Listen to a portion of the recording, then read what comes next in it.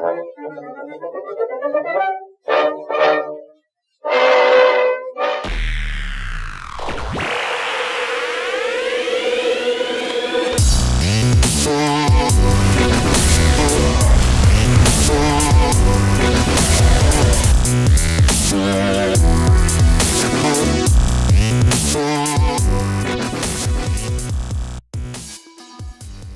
my gameplay this semester, I chose to play StarCraft 2, a real-time strategy game. Since I'm terrible at video games, I chose to join an affinity space devoted to playing as the Terran race in StarCraft 2 to help me get better. This video explores the space and what I've learned regarding affinity spaces this semester in correlation with our readings. Within what Guy referred to as the metagame, that is the game and relevant components that exist beyond the game itself, merit-based social hierarchy exists. I spent a lot of time looking through spaces that were devoted to the game that I chose for play this semester. I realized that I wanted to join an affinity space that met at least most of the criteria that Guy and Hayes outlined in describing and nurturing affinity space. After experiencing every type of space I could find related to the game, I chose my affinity space, a subreddit called All Things Terran, and immediately noticed the difference between it and all of the other spaces that I had been to. It was focused, it was polite, and its rules were thoughtful and fully supported the focus. The focus being share your successes, failures, and advice for anyone that wants to understand the game and become the strongest player that they can possibly be. Not only did the site's rules make things clear, they gave you the tools you need to get the most out of your play. It teaches you how to use the third-party tools to your advantage in learning how to play better. Between the rules, the tools, and the thoughtful and skillful community, you're guaranteed to learn. This is exactly what school should be like. For a beginner like myself entering the community, you realize that the page has been around long enough to evolve into a space for focused, skillful players. It's existed long enough and is a small enough community that there's no point covering the same general topics over and over. One of the rules is to first search for your query in the space before posting. As a beginner, chances are your question has already been answered. What you're left with is a group of dedicated players willing to collaborate and share specific feedback to help you improve your game, willing to give honest, focused analysis of your performance. This is why the site basically functions as a comprehensive guide to better play until you reach a certain level of skill. If your questions are beginner level questions, they've already been answered on the site, and you can access that information to learn the things that you need to learn to become a more skillful player. In this sense, you are still participating, just not actively. This is an example of the merit-based social hierarchy exists, and it's wonderful. Even within institutional systems, participation is not guaranteed. For example, you don't just graduate from high school with a fair GPA, say 3.5, and conclude, well, I'm going to sign up for doctoral level courses at the university. Participation isn't guaranteed, and there are enough affinity spaces and forums in existence to quench anybody's thirst at any skill level. If there's something missing, create a new one. And even within the space, you'll sometimes get players of beginner level status, and people are still helpful, they're still polite. So let's take a look at the 14 components of a nurturing affinity space as outlined by Guy and Hayes, and see how ATT stacks up. The first one is a common endeavor for which at least many people in the space have a passion, not race, class, gender, or disability, is primary. ATT definitely meets the first criteria.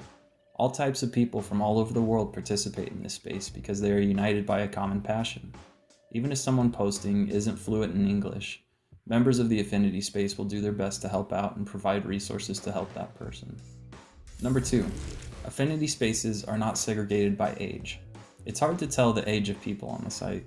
I haven't seen a post that includes information on a member's age since I joined it. Posts are judged on their merit, so I would say that it meets the criteria for the second component of a nurturing affinity space. Number 3, newbies, masters, and everyone else share a common space. This point is a difficult one to classify for the ATT subreddit. Anyone is welcome to join, but there are rules on the space that would discourage most newbie questions from being posted. While a newbie may not want to jump right in with a bunch of questions, the site still acts as a valuable learning manual due to the plethora of valuable archive content that is extremely helpful to new players. Even when somebody does post a newbie question, people seem to be polite and helpful. Number 4, everyone can, if they wish, produce and not just consume. Producing is encouraged. Several members of the space post weekly videos and tutorials. It is encouraged to upload stats and specific play footage so that people can give better, more insightful advice. People have built dedicated servers and shared them with the group. ATT definitely meets the criteria for number 4. Number 5, content is transformed by interaction. I'm guessing that when the site was first created, it was something different than what it is now. As people contributed content, the training manual was being built. Although I'm not completely certain, I would guess that the group became more focused as it evolved. Also, it's hard to imagine an affinity space that wasn't transformed over time through the interaction that takes place. Number 6, the development of both specialist knowledge and broad general knowledge are encouraged, and specialist knowledge is pooled. Specialist knowledge is prominently displayed on the right hand of the page when you enter the subreddit. The moderators did a great job of making resources readily available for beginner and intermediate level players entering the space. Anything relevant to becoming a better player seems to be encouraged so long as it is within the guidelines of the space. Number 7, both individual and distributed knowledge are encouraged. ATT definitely meets the criteria here. People comment on posts and use anecdotes from their own experiences, but are also ready to share links to outside resources. The space itself also makes use of information from other sites. Number 8, the use of dispersed knowledge is facilitated. Again, ATT meets the criteria for number 8. Anything that is focused and useful is encouraged within threads and within the space itself. Number 9, tacit knowledge is used and honored. Explicit knowledge is encouraged. The site usually doesn't meet the criteria for number 9 exactly.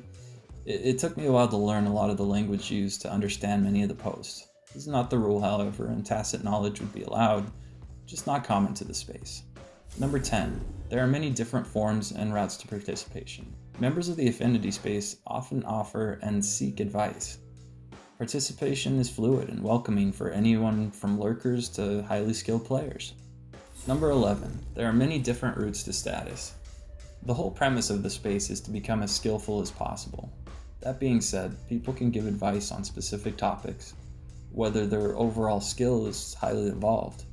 If it's good advice, it's good advice, and if it isn't good advice, another member is likely to give alternative advice to somebody posting on a specific topic. Part of the status is apparent due to your rank and league status. Those are indicators of status as well. Number 12, leadership is porous and leaders are resources. I haven't been a member of the space for very long, and I can't speak to every aspect of this point with complete certainty. However, a portion of the Guy and Hayes article speaks to what I have witnessed within the space. When speaking about leaders within affinity spaces, Guy and Hayes note that they tend towards less hierarchy and a view of leadership as teaching, with an emphasis on mentoring and providing resources, not necessarily instructing, though this can happen as well. I've witnessed teaching, mentoring, providing resources, and sometimes instruction in posts on the site. I would say it definitely meets the criteria for number 12. Number 13, roles are reciprocal. I'm not familiar enough with the space to say with certainty that this is one of the key traits of the space.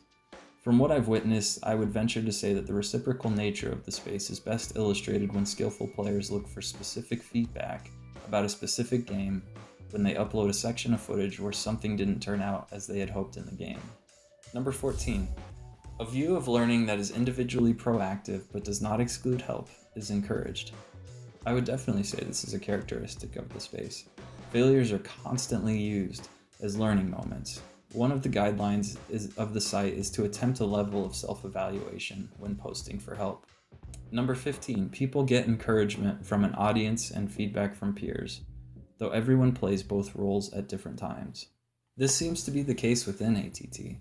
I've seen several posts where people simply post to say thank you and talk about what an encouraging and helpful site it is.